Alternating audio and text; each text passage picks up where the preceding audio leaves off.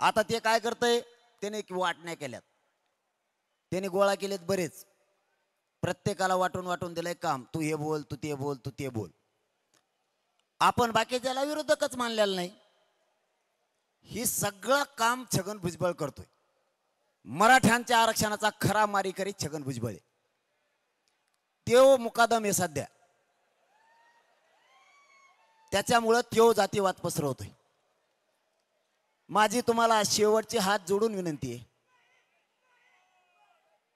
छगन भुजबळ साहेबांना बल देऊन मराठ्यांचं वाटोळं करण्यापेक्षा फडणवीस साहेब तुम्हाला विनंती आहे, तुम्ही मराठ्यांचं ठरल्याप्रमाणे शिंदे साहेब आणि तुम्ही दोघं द्या. हे मराठे तुम्हाला डोक्यावर घेऊन नसतील, ही विनंती आमची तुम्हाला. आणि आडवं चालायचा प्रयत्न केला तर मग मराठे 288 पाडायचे का उभे करायचे ठरीत असतील आणि सगळ्याचे पाडून टाकीत असतील. आता मी एवढं बोललो का, आता काय करणार माहिती आहे का, कसल्याचे नाव नका घे जाऊ रे.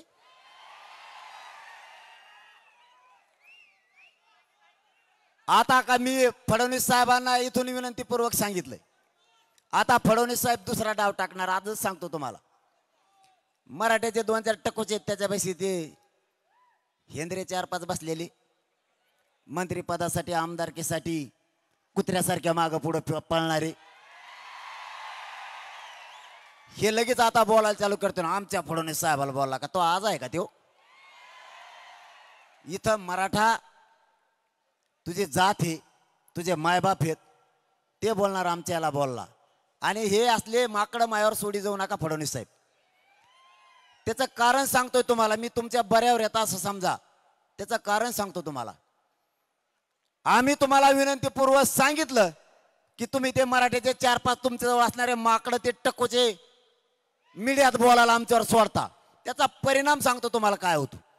ते माकडं बोलले की मराठ्यांचा पुरा रोष त्यांच्यावर नाही तुमच्यावर येतोय, म्हणून तुमचा दिदारा व्हायला लागला.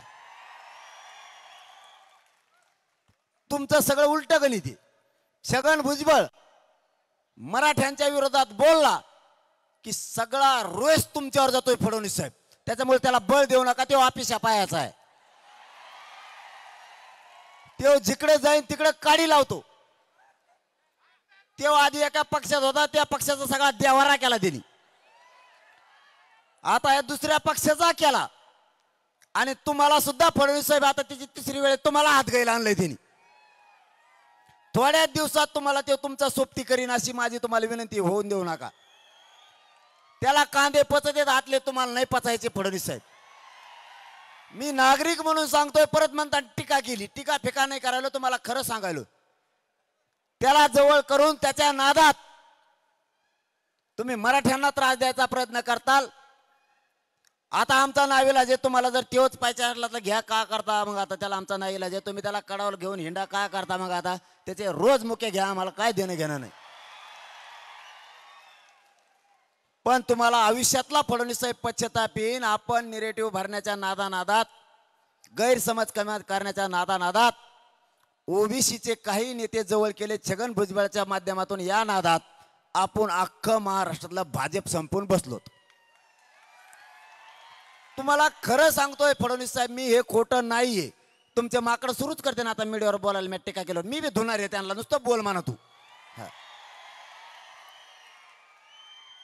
मी हे खरं सांगतोय, खरं पटवून घ्या. तुम्हाला आता एक झटका बसला, नुसतं पाडाच म्हणलोय मी. मी कोणाचं नाव घेतलं नाही, काही नाही घेतलं का रे. मी आपलं म्हणलो पाडात आशे पाडिले यार तुम्ही, खरंच बा तुमचे मनापासून आभार, लय रप पाडिले तुम्ही. आणि आता तर मी नाव घेऊनच सांगणार आहे बा.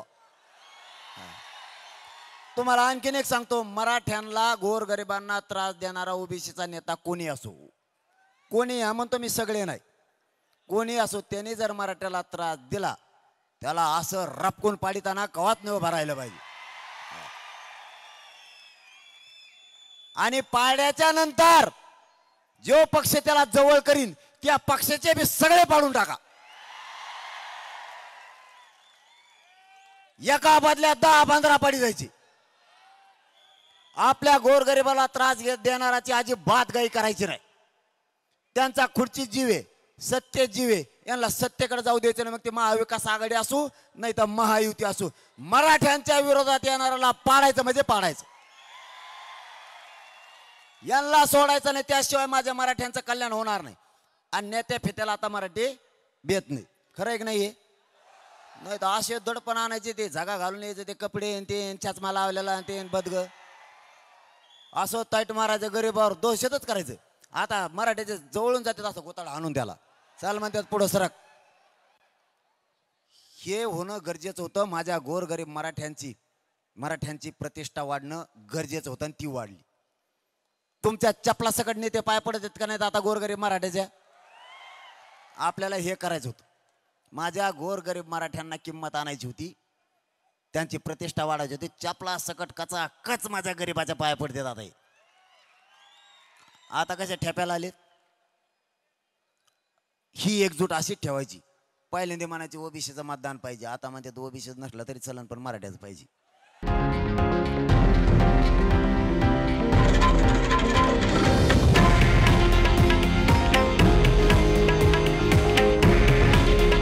हे आहे देशातील नंबर 1 न्यूज नेटवर्क आणि आपण पाहत आहात TV9 मराठी.